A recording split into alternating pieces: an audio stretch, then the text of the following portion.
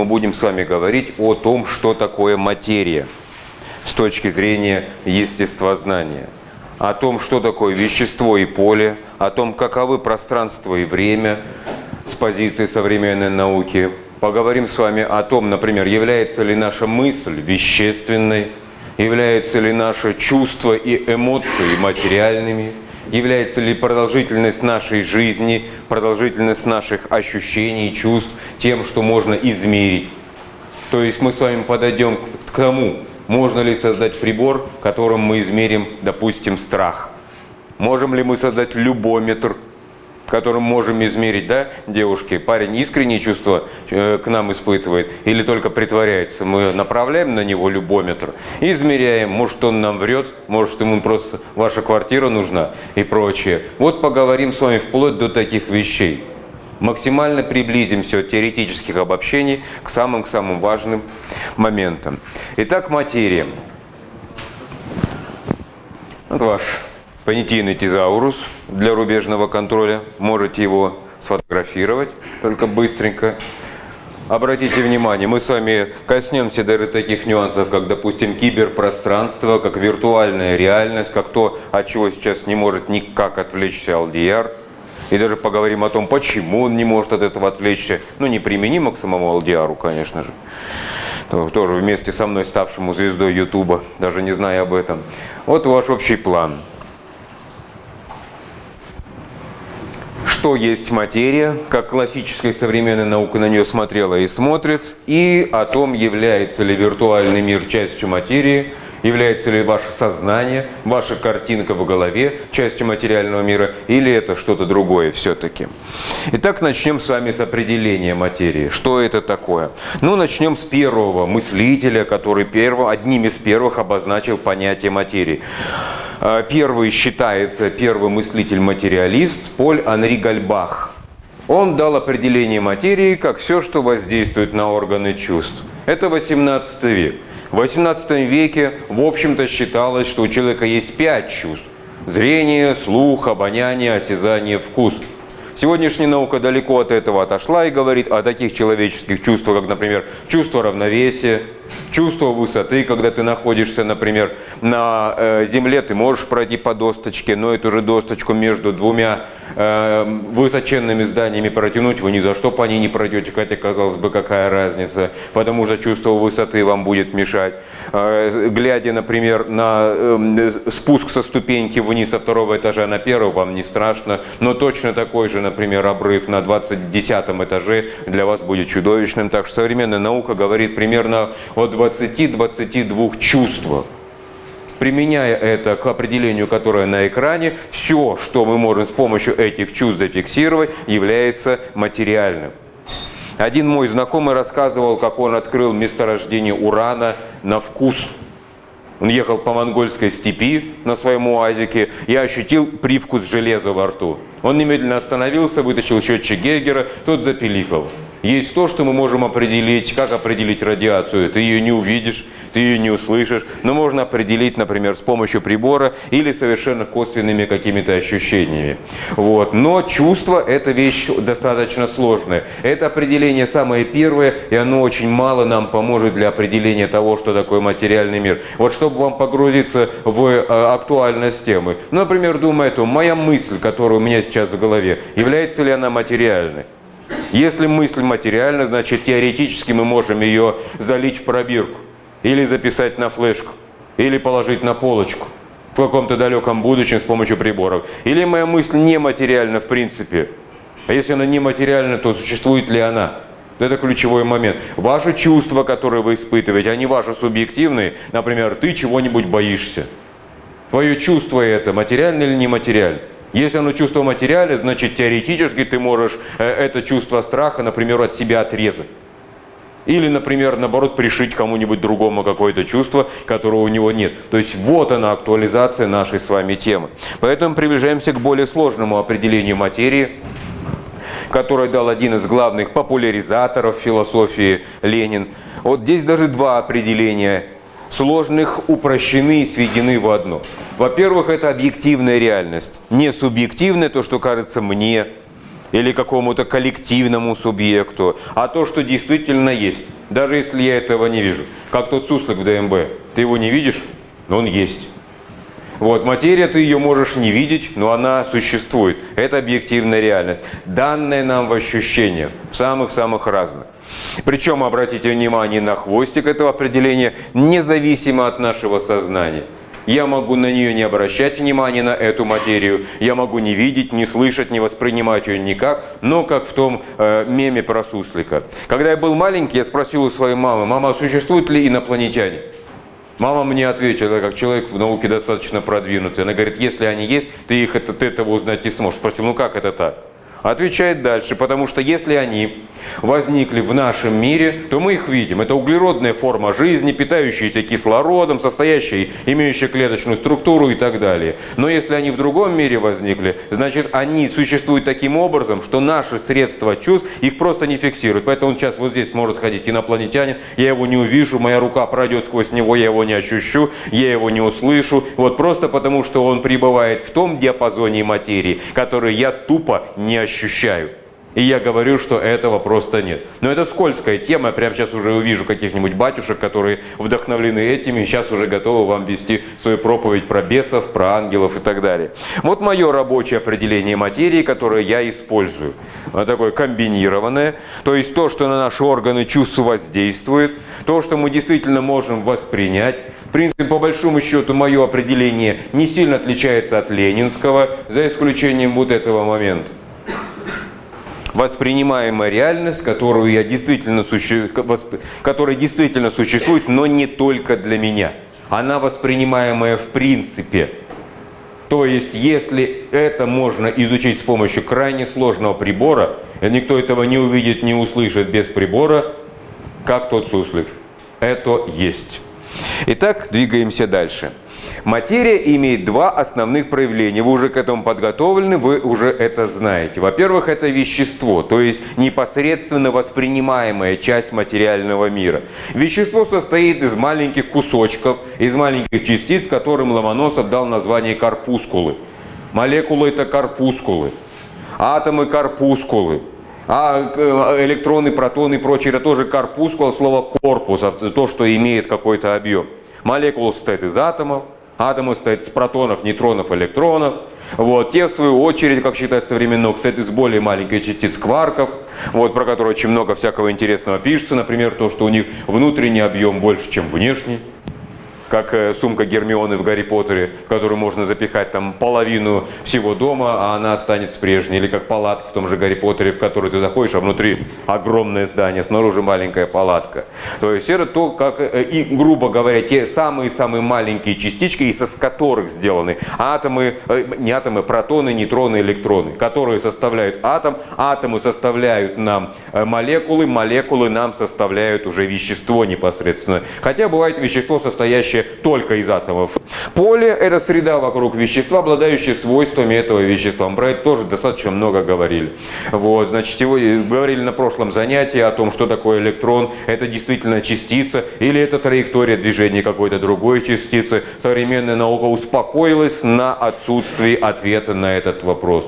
Поэтому, например, фотон, квант света – это частица или это траектория движения каких-то других частиц? И частица, и траектория движения тоже. Это вещество, которое вокруг какого-то, вернее, это пространство вокруг какого-то другого вещества.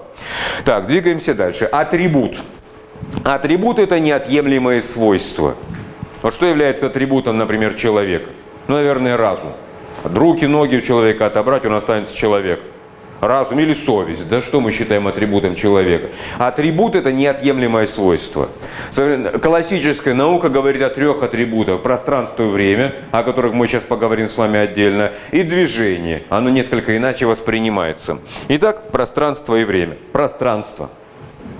Вот перед вами фотография радиотелескопа Хаббл. Я на прошлом занятии вам рассказывал про то, что, грубо говоря, ученые не увидели, а услышали, потому что электромагнитное излучение фиксируется радиотелескопами, а не оптическими телескопами. То есть одно из самых простых определений пространства – это расположенность повсюду. Это космический мир. За каждым из этих крошечных каких-то фрагментов вот этого пространства скрывается не просто там много чего-то, а скрывается миллиарды звезд, вокруг которых вращается огромное количество планет и все прочее. То есть вот для вас одно из определений, самых попсовых определений пространства – это расположенность повсюду.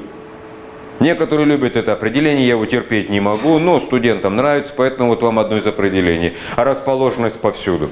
Я даю свое рабочее определение пространства как совокупность всех измерений. Пространство – это все, что каким-то образом вы можете зафиксировать. Самый простой – длина, ширина, высота – это пространство.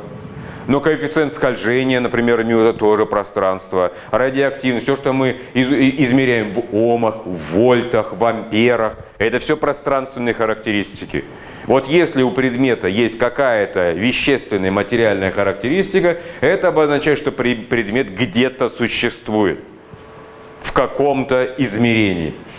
Хотя мы можем его не зафиксировать, например, пространство. Например, движение гамма-частицы при радиоактивном излучении. Если гамма-частица движется, например, ядерный реактор взорвался, движутся, например, гамма и другие частицы. Где длина, ширина, высота? Вам очень трудно зафиксировать. Но вы фиксируете, например, с помощью счетчика Гейгера, потому что он запиликал, фиксируя радиоактивное заражение среды. Так что пространство – это все измерения, взятые вместе. Двигаемся дальше. Теперь время. Со временем сложнее, потому что мы фиксируем предмет, потому что он изменяется. Если бы, теоретически предполагая, вещи не изменялись, то мы бы не видели движения времени. Как в знаменитой метафоре с портретом Дориана Грея, я про это уже рассказывал. Если мы весь мир заморозим на миллиард лет, и миллиард лет не будет ничего происходить с нами, с выделением пота нашей кожи, с движением Земли вокруг Солнца, с летанием птичек по воздуху, мы не отличим движение миллиарда лет от движения секунды. Мы замечаем, что время идет, потому что накапливаются изменения. Я устаю, значит близко вечер или обед. У меня закончились силы от завтрака, значит нужно пойти восполнить тело. Некоторые изменения идет. Приближение старости. Становится меньше перспектив, больше морщин, меньше зубов, больше болезней в сравнении с молодым человеком. Поэтому я фиксирую отличие молодого человека от старого, когда они накапливаются до определенного какого-то момента. То есть время – это самое простое определение времени, это длительность существования. Я свое авторское определение времени даю как все изменения вместе взятые, или совокупность изменений, не измерений, а изменений предмета. Но некоторые его не понимают, поэтому я его даже сюда не помещаю. Даю более распространенное в науке определение, как длительность существования. Видите, перед вами мини-определение и макроопределение. То есть самое простое, такое, грубо говоря, троечное определение, это просто длительность существования. Если мы даем более развернутое, то от возникновения предмета до его прекращения как предмет. Например, человек умер, его в могилу закопали. С точки зрения биологии абсолютно ничего не изменилось. Более того, биохимические процессы в трупе гораздо более активны, чем в нашем живом теле. Но мы говорим, человека больше нет. Потому что он как человек для нас исчез, он теперь существует как труп в могиле. Поэтому это больше не человек, это совершенно другая форма биологического существования. Поэтому как человек больше не существует. Мы переживали бутерброд, с этого момента он не бутерброд, а ком пищи у нас в желудке. Теперь движение. Про это мы тоже с вами говорили. Самое примитивное попсовое определение движения – это изменение координат или какое-то любое изменение, которое происходит с предметом. Но это попсовое определение, здесь несколько посерьезнее. Обратите внимание на этот слэш. Движение бывает не только в пространстве, но и во времени.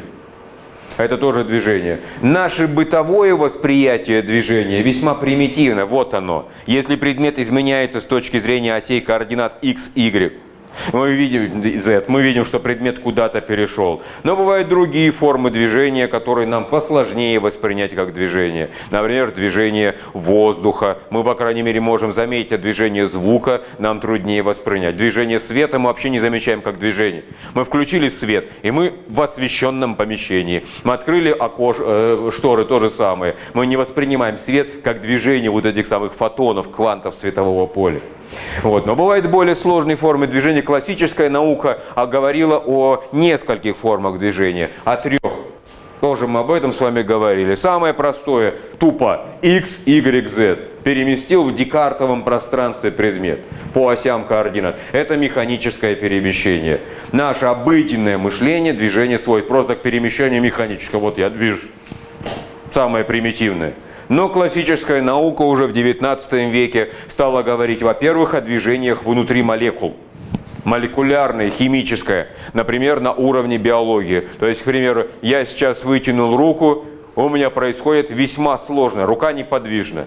Но процессы в мышцах моего тела весьма сложные продолжают происходить, заставляющие руку быть в вытянутом состоянии. И хотя вы не видите ее механического перемещения, в мышцах происходит движение химическое. Движение физическое – это на атомном и субатомном уровне. Я об этом многократно рассказывал. Я прикасаюсь к твердому предмету. Он твердый. На самом деле вы уже продвинутые знаете, что никакая это не твердость. Это бешено движущиеся электроны, которые движутся настолько быстро, что мы нашими тупыми органами восприятия, такими как осязание, их воспринимаем как движущимися. А представьте себе, например, если бы у нас была несколько другая способность, если наше чувство элементарно осязания было бы более тонким. И мы бы, например, могли, как филиппинские хиллеры, пропустить руку сквозь этот стол, потому что мы бы не воспринимали это как твердое. Мы воспринимаем это и говорим, есть твердые, мягкие, газообразные вещества и так далее. Все зависит только от нашего восприятия. Хотя это на самом деле бешено, даже не движущиеся, а хаотично мечущиеся атомы, которые мы так не воспринимаем. Классическая наука говорила нам только о таких формах движения. Современная наука ушла гораздо дальше. Об этом тоже поговорим. Вот как раз сейчас. Классическая наука.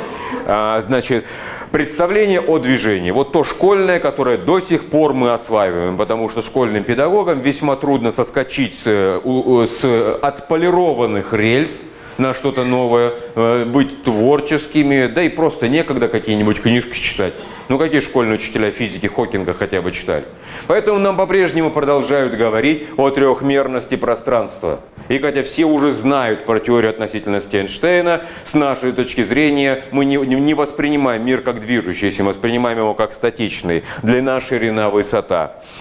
Значит, мы говорим о бесконечности пространства, которое пребывает везде. Куда бы мы ни пошли, ни поехали, ни полетели на космолете, везде будет пространство. Я маму свою спрашиваю когда-то: мама, что значит, что пространство бесконечно? Она мне дала потрясающую метафору, которую предлагаю вам. Представь себе, что ты находишься на внутренней стороне шара.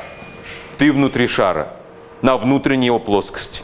И поэтому, куда бы ты внутри этого шара ни шел, конца этому не будет. Вот. Равно как куда бы ты внутри этого шара ни шел, пространство будет везде. Оно всеохватно, в нем нет дыр, в нем нет брешей. Оно, как шарик, ты внутри него мечешься. Пространство неизменно, то есть оно существует по определенным законам, которые сформировались когда-то, вот эти законы действуют по-прежнему и сейчас. Оно никогда никуда не исчезает. Закон, самый важнейший закон современной физики, который вообще-то из химии пришел, закон сохранения массы вещества и закон сохранения самого вещества. В химических реакциях лишь изменяется форма вещества. Ты сжигаешь бумажку, пепел легче, чем бумажка. Но если ты, как Ломоносов, установишь специальные приборы для того, чтобы все газы ловить, и чтобы внутри пространства произошло сжигание бумажки, то колба эта на весах после сжигания бумажки абсолютно не станет легче, потому что газ никуда не уйдет. Поэтому, значит, пространство никак не меняется. И новый для вас, возможно, термин – это изотропность. Изотропность – это одинаковость во всех своих элементах. То есть, грубо говоря, дыр нет. То есть, грубо говоря, ускорение свободного падения на Марсе точно так же действует, как и на Земле. Просто коэффициент, число немножечко другое. Но нет какого-то места на Марсе или на Земле, где я опущу ручку, она зависнет в воздухе или полетит вверх. потому что законы везде абсолютно одинаковые. Поэтому если я пью из банки энергетик, то это не значит, что какой-то следующий глоток энергетика вдруг внезапно будет глотком не энергетика, а воды. А следующий будет водки. А после этого опять же энергетик. Вот. Нет, если там написано, что это энергетик, он будет энергетиком во всех своих элементах внутри этой банки. Это называется по-физически изотропность. Так, ну я думаю, здесь все понятно, в общем-то, это классическая картина, которую вы хорошо знаете. Говоря о времени, здесь просто. Оно в одном направлении идет, от зарождения до гибели, до распада. Оно идет одновременно со всеми остальными. То есть мой брат стареет, как и я, просто если он моложе, ему просто лет меньше, чем мне. Но когда мне будет 80 лет, моему брату будет 70. Когда мне будет, если доживу 90 лет, моему брату будет 80. Но не может быть такого, чтобы мне было 80, а брату осталось, например, 40. Поэтому пространство идет по одной линии, оно однонаправленно. Ну и вот эта вот мечта всего человечества – обратить время вспять. Или хотя бы его тупо заморозить. Об этом мы тоже с вами будем говорить, чтобы изменений никаких не происходило. Сколько произведений культуры на эту тему создано. Люди вот это вот самое время, как вот эти изменения от зарождения до гибели, постоянно. Это самая главная драма человеческого существования – необратимость времени. Остановись, мгновение, ты прекрасна, как у Фауста. Вот тот момент, когда сделка с дьяволом заключается, и дьявол уносит душу Фауста к себе в преисподнюю, путешествуя по разным местам, тогда сделка вступит в силу, когда Фауст скажет, вот здесь я существую, здесь хочу остаться, как об этом писал Гёте в своей великой поэме. Теперь современная наука. Вы уже немного подготовлены прошлой лекцией, поэтому, возможно, для вас открытий не будет. О взгляде современной науки начинаем, во-первых, с релятивизма, который я для лучшего запоминания уподобляю реле, как переключение, допустимость разных точек зрения, включая взаимоисключающие. Поэтому наука допускает разные моменты. Говоря о четырехмерном пространстве, либо движение, либо скорость мы прибавляем к этому. Представляй себе, что несешь кипяток в несущемся поезде в стакане, и поезд вдруг внезапно останавливается. И то есть ты замечаешь, немедленно облив себя кипятком, что длина, ширина и высота зависели, оказывается, от скорости движения этого поезда. Значит, в общем-то, здесь то же самое сказано. Время прибавляется, опять же, к современной науке, об этом я чуть позже скажу более подробно. Теория вероятности, которая утверждает, что мы не сможем просчитать однозначно движение материальных тел, мы можем лишь вероятность высчитать, наверное, сколько биткоин будет стоить в следующем месяце, надо его покупать или не надо. Просто анализируя динамику вот этой самой валидности биткоина. О том, что сегодня нельзя быть химиком, или физиком, или биологом. Сегодня обязательно быть немножечко хотя бы эрудированным даже в тех сферах, в которых ты не специалист. Потому что одна дисциплина существует сегодня в связи со всеми остальными. Да, про это мы с вами также говорили, принцип неопределенности. Невозможно определить статические и динамические характеристики предмета. Это, грубо говоря, ты либо массу определяешь, либо скорость. Поэтому, чтобы взвесить машину, ее надо остановить. Мы не можем одновременно определять обе. Принцип дополнительности. Мы для того, чтобы описать предмет полноценно, применяем взаимоисключающие характеристики.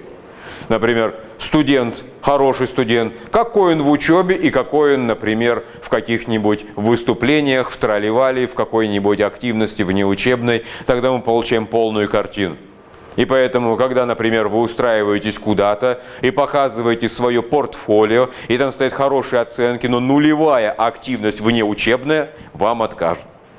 На ваше место возьмут того, у которого и учебная, и внеучебная активность в портфолио хорошая. Хотя, казалось бы, какое отношение ваша внеучебная активность имеет к вашим качествам как специалист?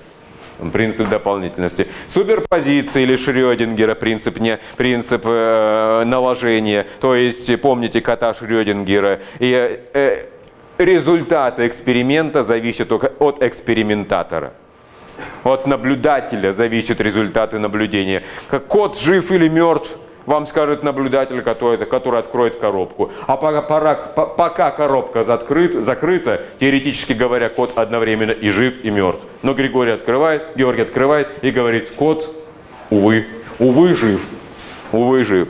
Понятие динамического хаоса. Я пример приводил вам с уборкой в комнате.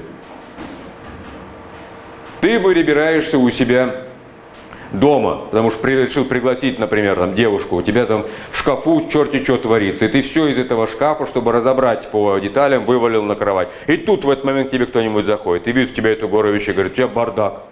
Ну ты-то знаешь, у тебя не бардак, ты просто наводишь порядок. Для того, чтобы навести порядок и разложить все по местам, нужно на какое-то время все вывалить.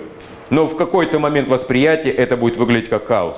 В этом фишка человеческого восприятия. То, что мы воспринимаем случайностью или хаосом, в природе на самом деле нет ни хаоса, ни случайности.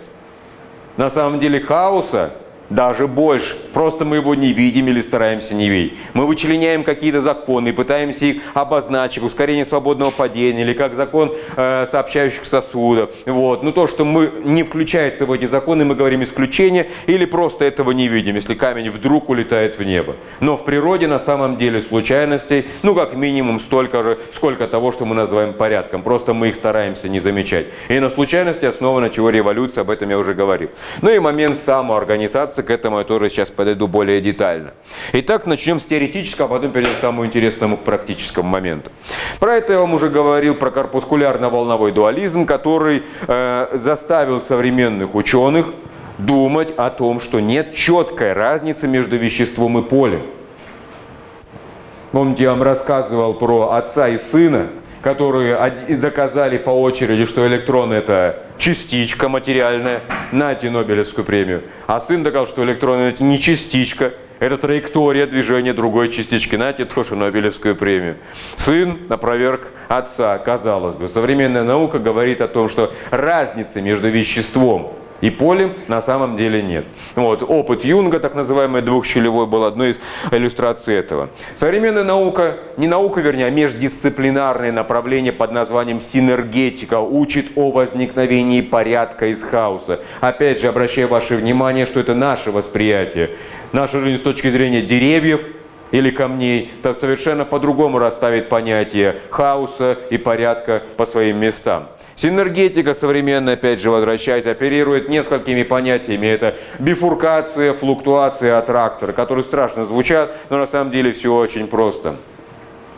Флуктуации, случайные какие-то отклонения в развитии, которые с нашей точки зрения не запрограммированы, не обусловлены ничем. К примеру, возникновение глаза у глубоководных рыб, которые им не пользовались, потому что они глубоководные, существуют там, где темно. Глаз не натренировывался. Или возникновение перьев у археоптерикса. Ящерица, может быть, и мечтала взлететь, но если она сильно-сильно махала лапами, от этого у нее крылья не выросли. Перо возникло случайным образом. Но в какой-то момент случайности вместе сопрягаются.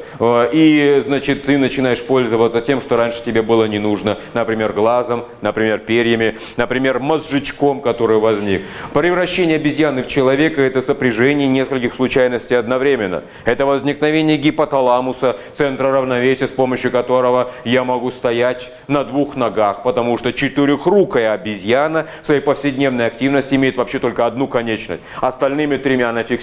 Плоскость создается тремя точками. Я могу балансировать благодаря моему центру равновесия благополучия, даже на одной ноге. Поэтому у меня две руки. Поэтому очень большая, страшная, зубастая, например, горилла, а я, например, против нее обращаю элементарно дубину, которую держу двумя руками. Но эту дубину держать двумя руками я могу только благодаря перпендикулярно стоящему большому пальцу, возникновение которого можно объяснить либо Божьим замыслом изначально, либо просто случайностью. И в то же время еще и возникновение абстрактного мышления. И когда на меня нападает, бежит ко мне, например, горилла, я представляю, как я смогу против нее каким-то образом выжить, шарю по сторонам, выбираю наиболее подходящую палку, представляю очень быстро, как я этой палкой перехвачу гориллу по башке, хватаю ее. То есть, видите, возникновение абстрактного мышления у меня так мыслит тоже случайно. И все эти случайности вместе спрягаются в какой-то момент. И мы получаем Homo sapiens.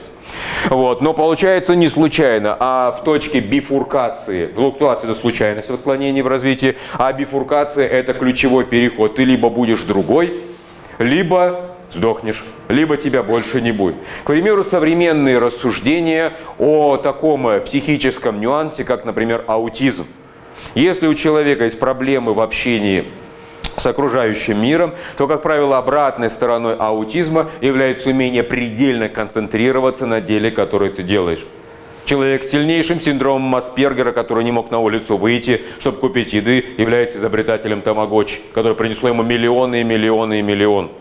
Но, тем не менее, он испытывал обычные трудности. С точки зрения массового общества, такой человек имеет определенные проблемы, но он имеет суперспособность, которая его выведет вперед, выведет дальше. Поэтому вот она, умение концентрироваться. А дальше представим себе, что если людей вот с такой способностью становится все больше и больше и больше, и в какой-то момент эти люди могут выжить. Как, например, по одной из теорий, почему мы являемся потомками, царствуем на Земле не неандертальцев, а Homo sapiens sapiens. Одна из теорий того, что неандертальцы не имели дефекта, одного исключения, то есть нашей непереносимости человечины. И, грубо говоря, в какой-то момент оледенения, когда все оказались заперты в пещерах или на небольших пространствах каких-то, неандертальцы сожрали друг друга.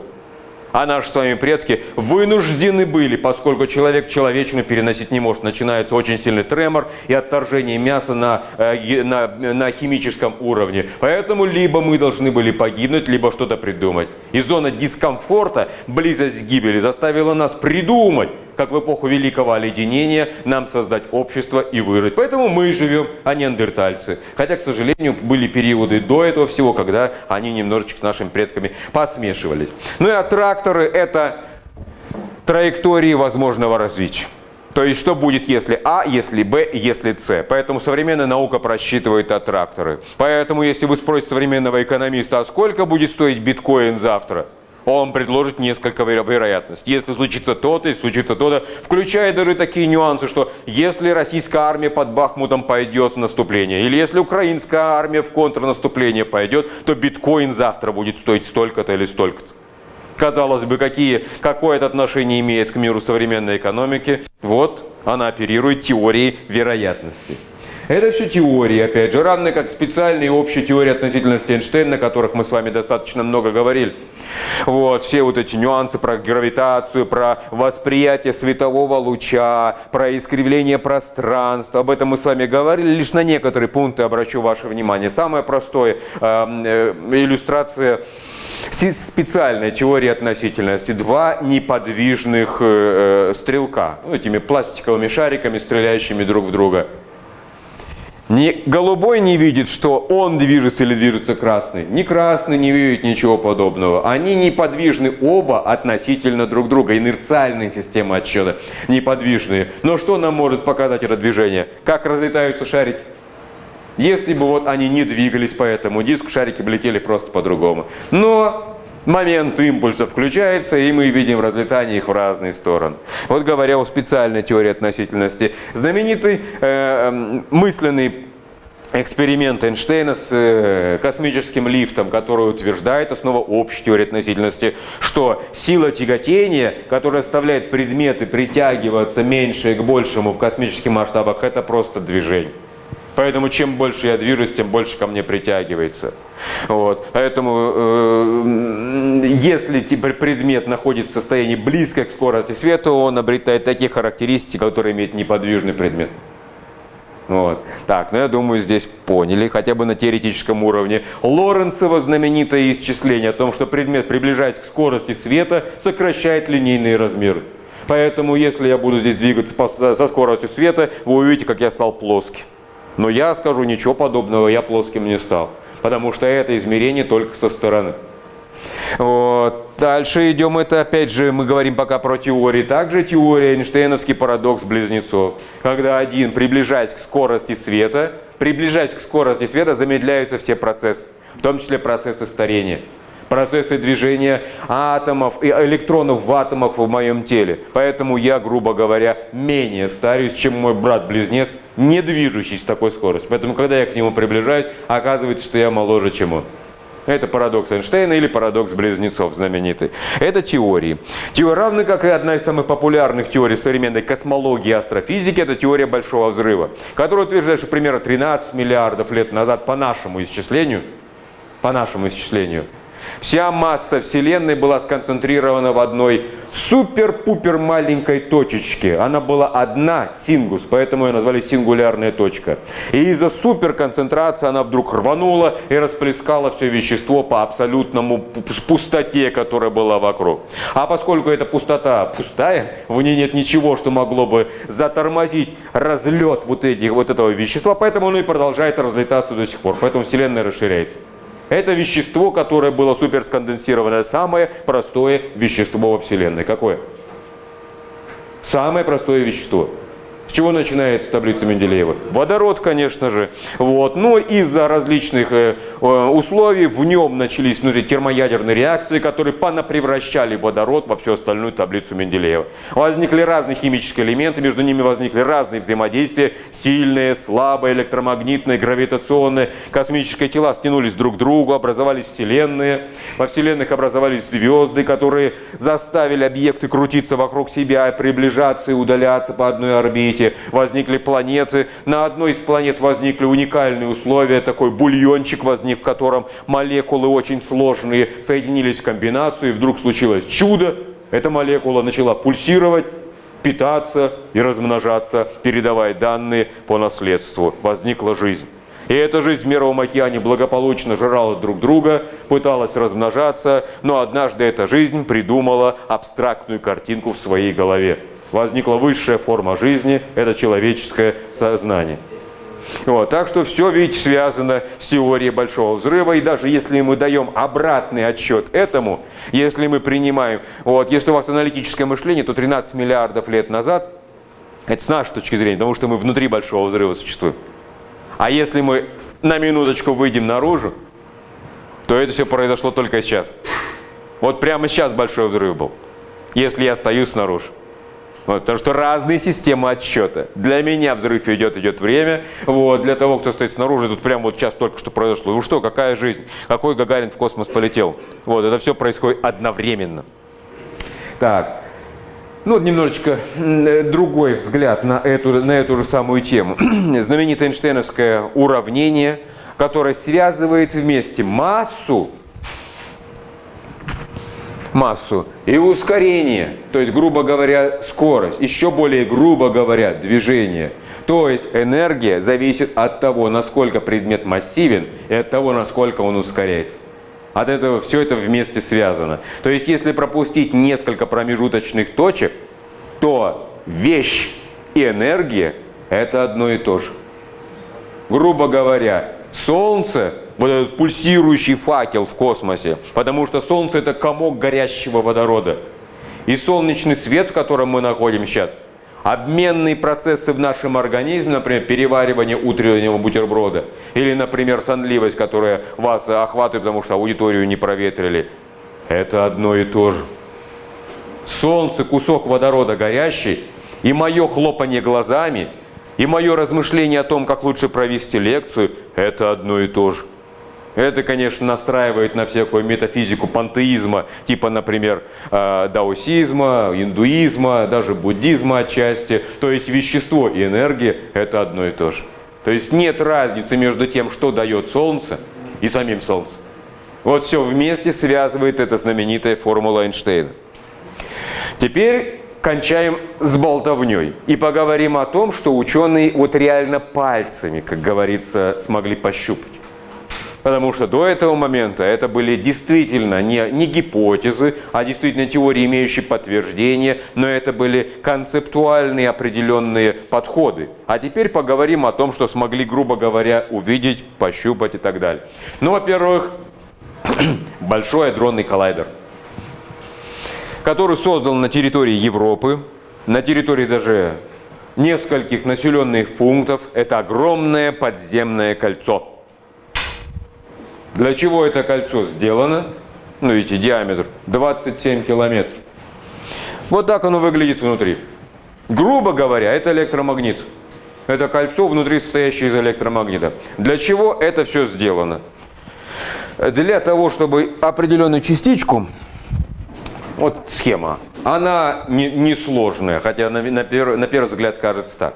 То есть с помощью электромагнитного поля, электрон очень-очень-очень сильно разгоняется до скорости, приближенной к скорости света. Как электрон заряжен? Отрицательно заряжен. Вот. Но ученые обратили внимание, что если ты его разгоняешь до такой скорости света, он остается электроном, но меняет свой заряд. Он становится положительно заряжен. Его даже назвали позитрон. Это первое открытие, которое было сделано еще до Большого адронного коллайдера. Вот они перед вами. Вот они разгоняются, различные дополнительные круги есть. И Большой адронный коллайдер создан для того, чтобы встретить нормальный, обычный электрончик, к которому мы привыкли, наш трушный электрончик. Обычный. И вот того вот искусственного монстра Франкенштейна, которого ученые создали лабораторно, не настоящий электрон, позитивно, положительно заряженный позитрон. И когда вот они встречаются, вот он момент встречи, они исчезают. Минус и плюс. Просто ничто. Огромная энергия при этом выделяется, но самих материальных кусочков, маленького отрицательного электрончика и искусственного синтетического позитрончика нет. Пустота. И выделение огромного количества энергии. По своему масштабу там в подметке не годится ядерная энергетика. Поэтому Большой адронный коллайдер — это переход не просто, какой-то более новому развитию энергетики, но, грубо говоря, если он будет налажен и запустит энергетическое производство, его одному хватит вообще почти на всю Евразию. То есть не нужно будет вообще ни ТЭЦ, ни ГЭС, и даже АЭС не будет нужно. Настолько мощное выделение этой энергии происходит. Поэтому спонсируется вот схема того, как это происходит. Это называется аннигиляция. Нихил — это ничто, то есть буквально аннигиляция обозначает превращение в ничто, уничтожение. Выделяется энергия. Мы живем с вами в мире, во Вселенной, нас окружает абсолютный космический холод. Как холод воздействует, грубо говоря, на тепло, на энергию? Она в нем растворяется. То есть энергия, которая выделяется, уходит. Может переходить в какие-то другие формы, но ее больше не остается материальной, носитель исчезает. Так что же получается тогда? А как же закон сохранения вещества ломоносовский? То есть если мы вещество превращаем в антивещество, материю превращаем в антиматерию и встречаем их вместе, дыра в пространстве. Нет ничего, энергия выделилась, высвободилась, исчезла, и на этом месте дырка от бублика. Итак, современная аннигиляция заставила нас усомниться в постоянности вещества, в постоянности законов пространства, в неуничтожимости, вечности, изотропности вещества.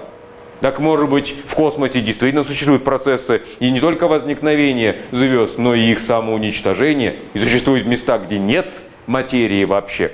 Вот аннигиляция — одно из главных открытий конца 20 века. Похожее по смыслу это открытие черных дыр, за которым последовала следующая, более радикальная теория, о которой я еще не говорил. То есть вот эти массивные объекты Вселенной, их очень много. Ну, во-первых, это просто звезды, тупо большие гигантские звезды, которые отклоняют световой луч. Как я вам уже говорил, если вы смотрите на небо, вы видите звезды, но звезды находятся вообще не там, где вы их видите, потому что массивные космические тела отклонили световой луч.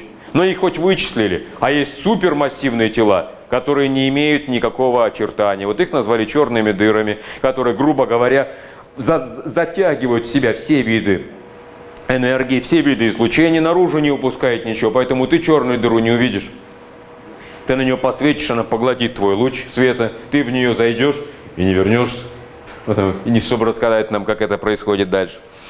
Вот, значит, теория черных дыр — это одна из самых интересных теорий современной астрофизики, которая утверждает о вот каком-то месте, где концентрируется все излучение, все энергетические процессы Вселенной.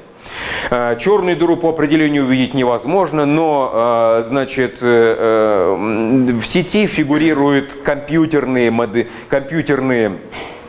искусственные модели того, как выглядит, например, засасывание звезды черной дырой. Мы видим не черную дыру, а мы видим звезду в момент своего исчезновения. Она уже звездой перестала быть. Что такое звезда? Это просто факел, значит, просто кусок водорода, горящий в космосе.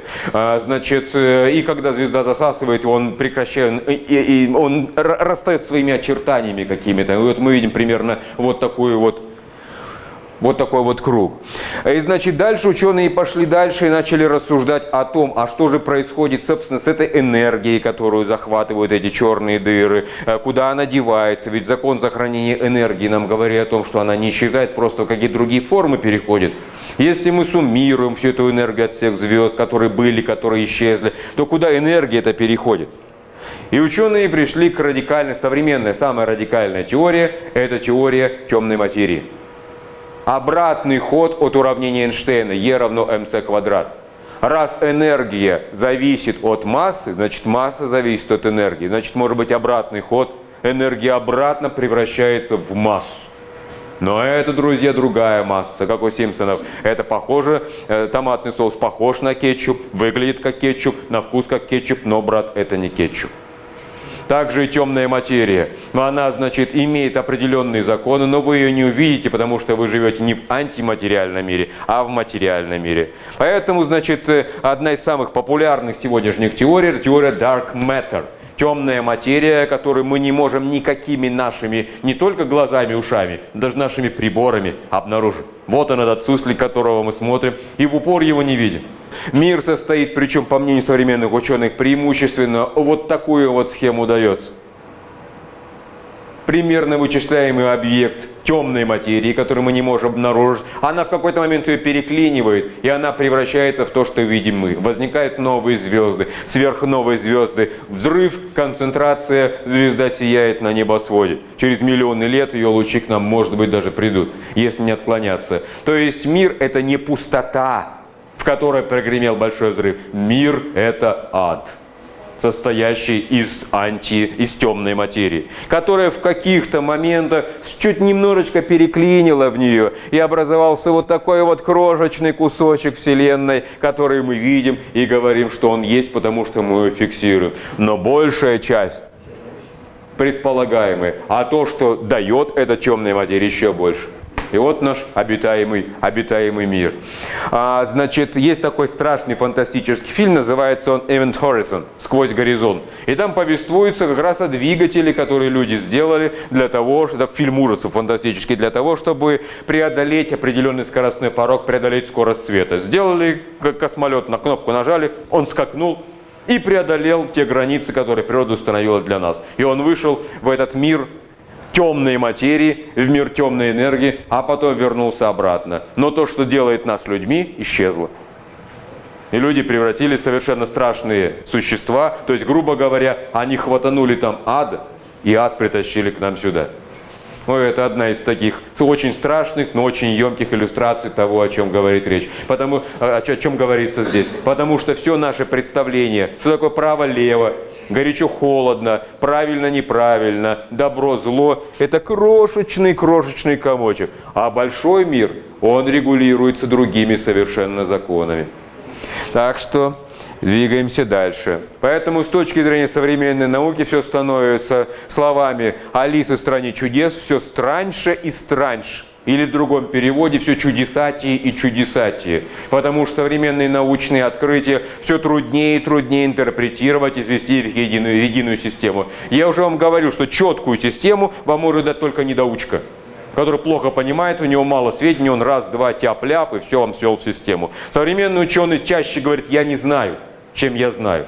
Чем быстренько пользуются махинаторы, провокаторы всех мастей для того, чтобы подбежать и все это дело переиначить. А темная материя – это ад. Братья и сестры, в священных книгах Господа нашего Иисуса Христа об этом же говорится.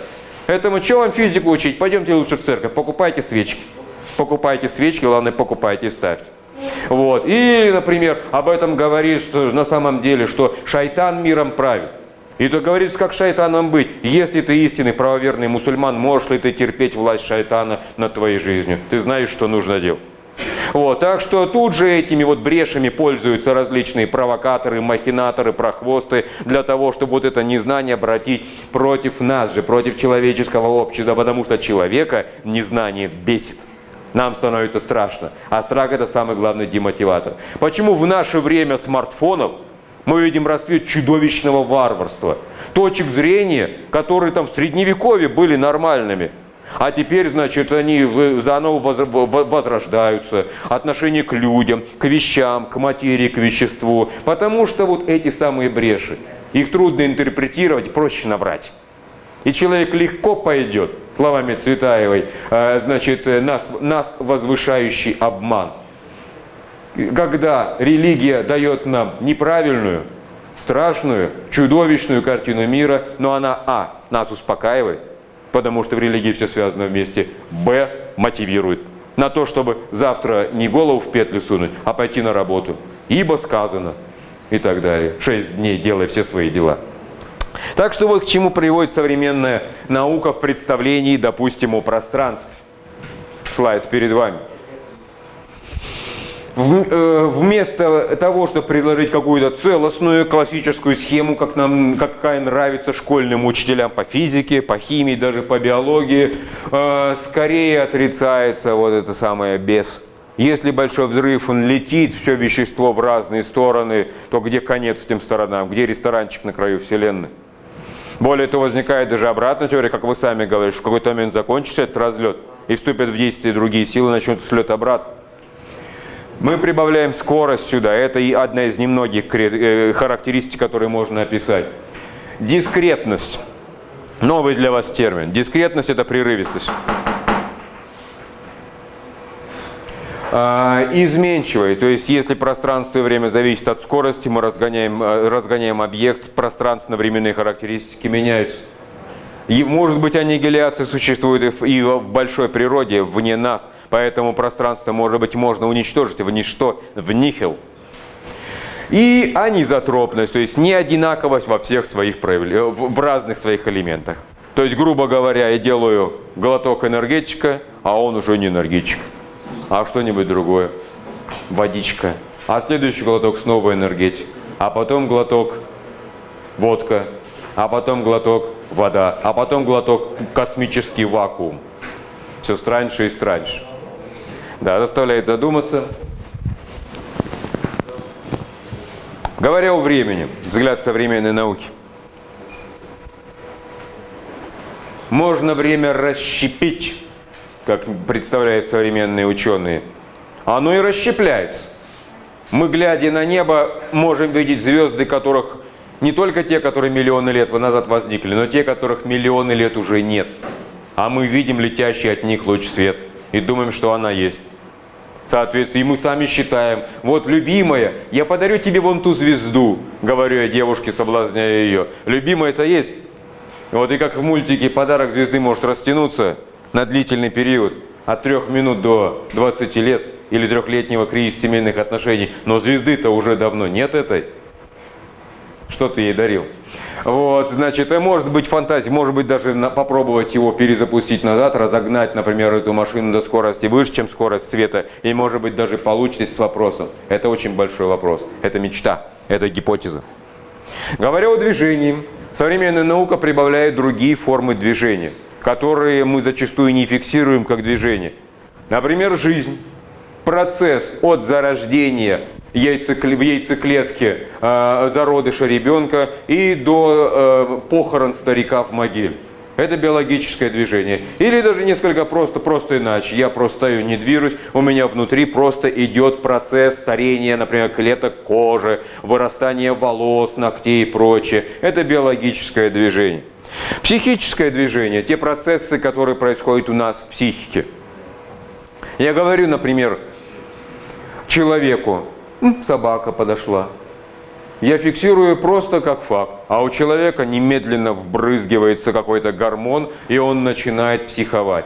Потому что его в детстве собака кусала, ему было плохо. И простой эффект подхода собаки к его ноге, не собирающийся укусить, вызывает у него истерическую реакцию. Психические процессы, те, которые происходят у нас внутри. Ну вот представьте себе, вы сейчас сидите, слушаете Товбина, рассказывающего там что-то в современной астрофизике, а вас вчера, например, очень жестко и час назад очень жестоко оскорбили. И вот вы пытаетесь слушать, а у вас переклинивает, вы думаете, а прав был тот, кто меня обидел, или не прав. И вы не можете тупо сосредоточиться на том, что слышите. Потому что психические процессы для вас важнее, чем процессы восприятия. Ну и, конечно, социальное движение. Это движение между классами, между стратами. Мы с вами по социологии это проходили. Вот вы сейчас сидите неподвижно и движетесь социально. Кто-то к состоянию военнослужащего, кто-то к состоянию специалиста, кто-то к состоянию пациента наркологической клиники. Вот, все в разные стороны. Так, теперь эволюция. История материальных объектов. Взглянем на все это несколько с другой стороны. Ну, во-первых, любимая ваша тема, с которой вы разбирались на контрольной работе очень просто, посчитав, что микроуровень – это тот, который не видим глазу. Молодцы, современный студент. Микроуровень – это наиболее элементарный, до которого мы с помощью современной простой оптической техники не сможем обнаружить. К нему относятся, грубо говоря, молекулы и все, что меньше. Значит, ну и то, это даже не молекулы, это комбинация молекул различных, кучек. Вот, все, что больше молекул и комбинаций, это макроуровень, банка с солью. Мегауровень мы тоже не можем видеть. Мы видим только макроуровень. Вот она, наша обитаемая Вселенная, вот он наш мир. Мы его видим глазами и приборами. Вот сюда можем залезть и сюда, уже только очень сложными приборами. И только с теми, которые дают приблизительные значения. Например, электронный микроскоп. Что такое электронный микроскоп? Это не микроскоп мощный, который видит электроны.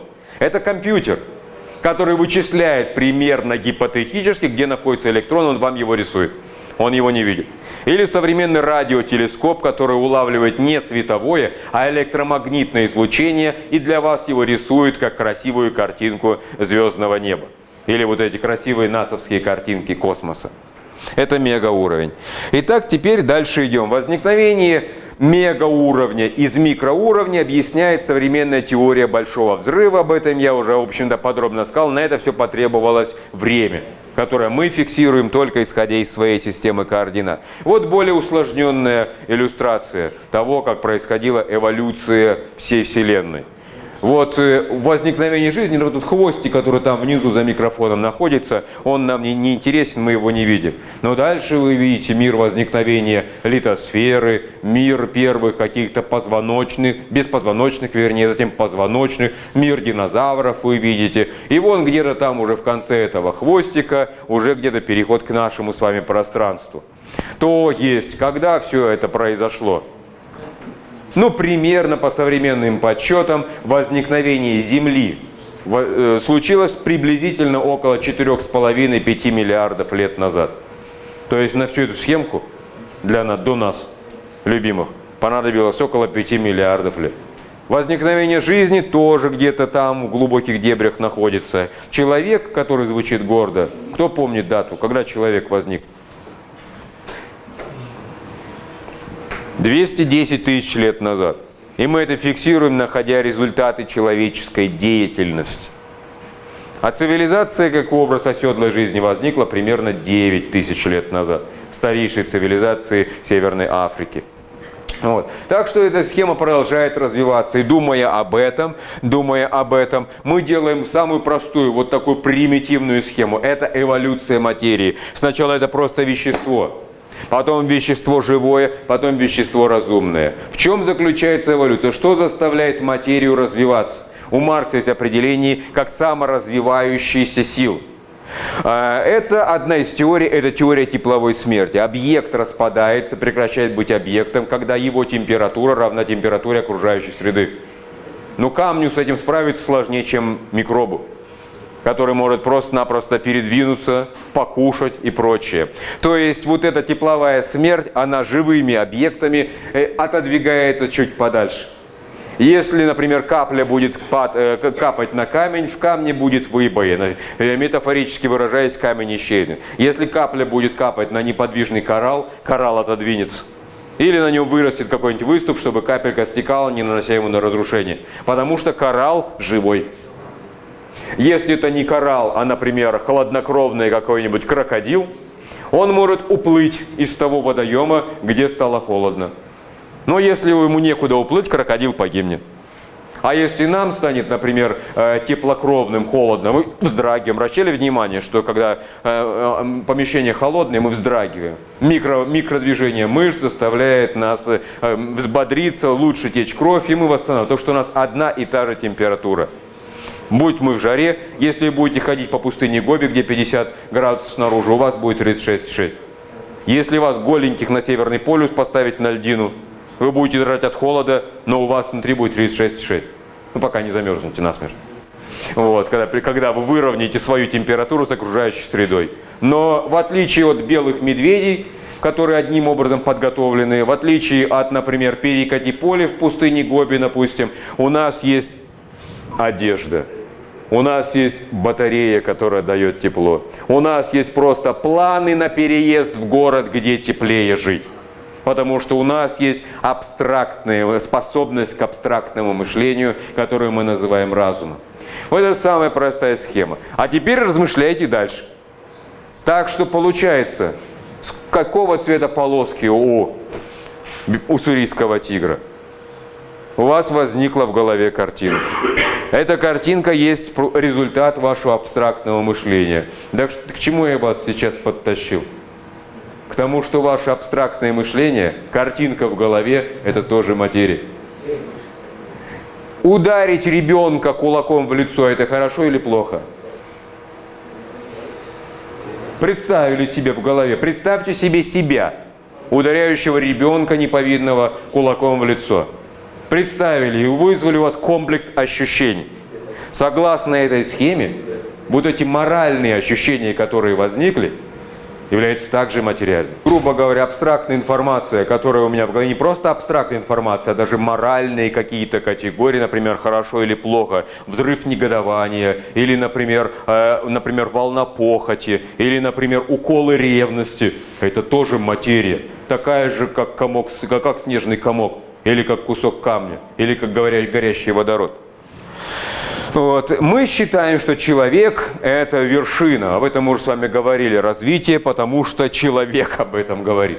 Но наша жизнь с точки зрения деревьев, по словам Гребенщикова, была бы несколько иной.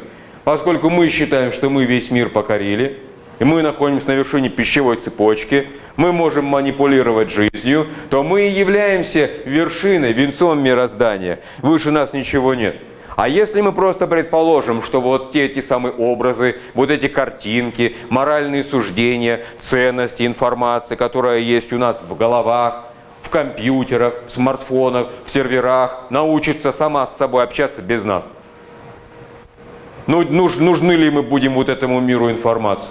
Не будем ли мы для этого мира информации тем же, чем является рука для меня? Откуда я знаю? Может быть, каждый из пальцев этой руки живет своей собственной жизнью. Может быть, вот он сейчас страдает от того, что его там девушка бросила. А вот этот, например, строит планы на поездку в отпуск. Откуда я знаю? Я там не живу. Но для меня это пальцы. Я командую: сожмись в кулак, разожмись из кулака. Потому что это целостная система, он является частью моего организма. А теперь перестроим на это. А что, если мы с вами не венцы, а просто пальцы?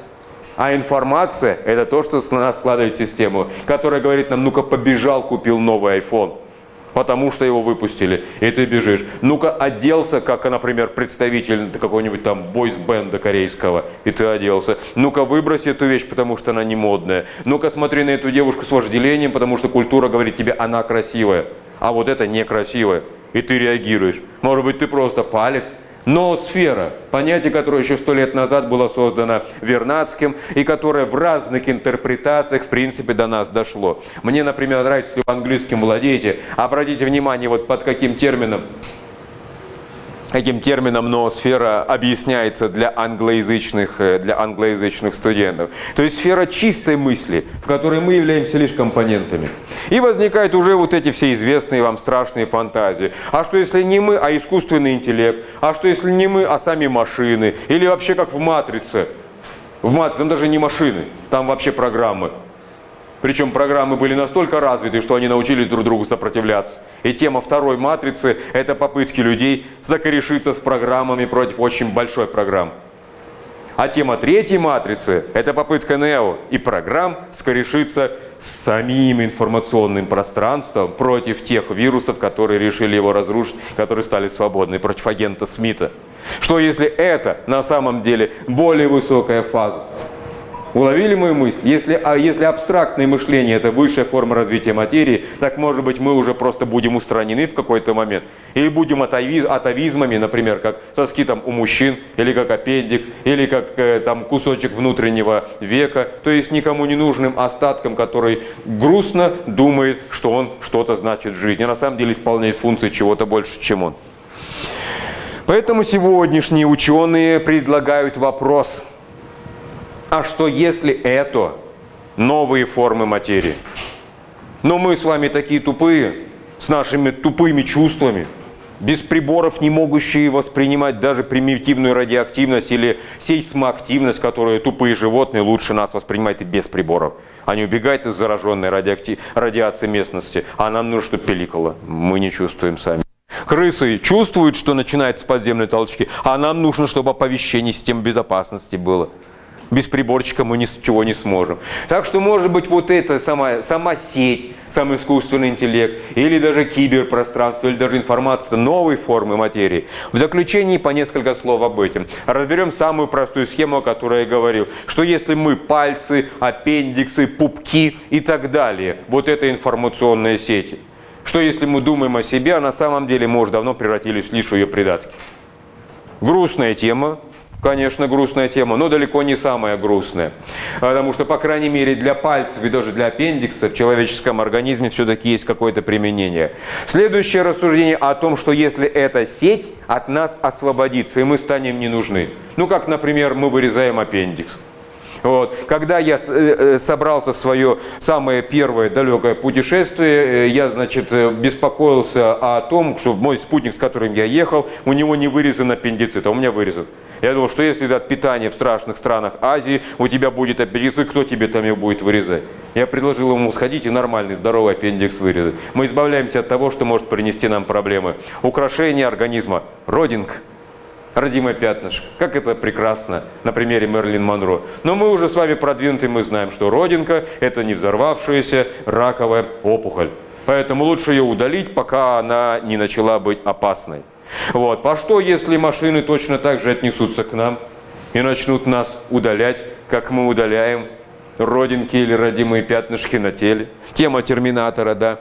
И, наконец, самый интересный момент – это тема виртуальной реальности. Я играю в примитивные современные виртуальные игры, но тем не менее они на меня воздействуют. В виртуальном пространстве я крадусь по комнате, в виртуальных очках со всеми этими жилетами, сапогами и со всем прочим, заглядываю за угол, оттуда бух, монстр выпрыгивает. Я реагирую точно так же, мое тело, как если бы это произошло в реальном мире. То есть виртуальное пространство может меня напугать. А если у человека сердце слабое? Представляете, он надел очки, пошел в какой-нибудь там Silent Hill поиграть, а там его так испугали, что он и окочурился. Виртуальный мир его убил. Вызвал у него такой наплыв гормонов, видишь, что сердце просто не выдержало, и инфаркт. Вот. А что если мы, вот этот образ виртуальной реальности, он одним из самых показателей, это кто? А в чем фишка Фредди Крюгера? Он жил в снах.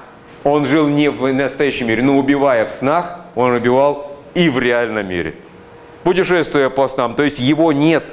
Он существует в мире сновидений грез, но оттуда он дотягивался до нашего мира, и в страшных, совершенно ужасных, совершенно ситуациях он убивал. Один из самых неистребимых персонажей этого мира. Причем это один из самых долговременных хоррор-героев, многочисленные перезапуски франшизы «Кошмара на улице Вязов» были и до сих пор. То есть, что это на уровне философии? Это представление о том, а что если виртуальный мир опасен, может быть, для нас? Просто сам по себе, в силу собственной нагруженности. И, наконец, схема более, казалось бы, не такая страшная. Ну вот перед вами картинка, ну согласитесь, эстетически не такая отвратительная, как изображение Фредди Крюгера. Но перед вами картинка изображения информации, лишенной нас, как ее пользователей. Представьте, сама информация, вот весь этот поток взглядов, впечатлений, лайков, постов и всего прочего, все, что мы бесконечно там друг другу в огромных потоках все эти гигабайты отправляем, но нужен я, нажимающий на кнопку, нужен ты, смотрящий, отлайкали тебя и реагирующий, например, контрлайками какими-нибудь. А что если вот эти лайкающие все эти пальцы, все эти мысли, информацию просто исчезнет, информация будет существовать сама по себе. Ну, кстати, на эту тему тоже фильм был выпущен, великолепный фильм «Главный герой». Но тоже я вам советую его посмотреть, размышления на то, может ли информация быть сама по себе самодостаточной, разумной. Я не про нейросеть говорю. Нейросеть это все-таки провода. Нейросеть это все-таки серверы. Нейросеть это все-таки, как они называются, веса, в которых происходит какая-то реакция. То есть что-то действительно материальное. А что если она научится без этого обходиться? Без материальных носителей? Без силикона? Кто сегодня про микропроцессор рассказывал на семинаре? Без материальных элементов. Вот тогда мы с вами задаем все больше и больше вопросов, и жизнь становится все страньше и страньше. Поэтому, завершая, современная наука, говоря об атрибутах материи, придает им еще два этих атрибута. Во-первых, это самоорганизация. Умение самостоятельно налаживать ту фазу, в которой я не распадусь, а перейду в более высокую эволюционную ступень.